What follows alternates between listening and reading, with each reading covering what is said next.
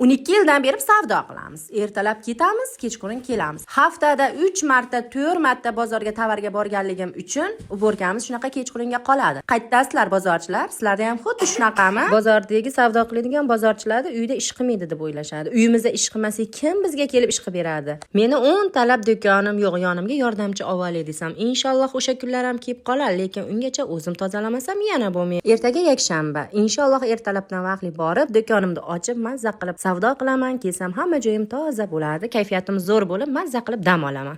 Instagramga qarasam, hamma Instagramda o'tiribdi. Meni ham bozorim bor. Shahzo, o'zingga kel. Seni ham bozoring bor. Sen ham Instagramga o'zingni bozoringni qo'y va savdolaringni oshir degan maqsadda Instagramga kirmoqchi edim. Erim ruxsat bermadi. Erimda ag'dan o'tdim, bag'dan o'tdim va nihoyat ko'ndirdi. O'ylab qarasam, ajdar jantisi ekanman. Yo'q degan erimni ko'ndirib oldim. Ayol kishini makrida 40 ta tuyaga yuk bo'lar ekan.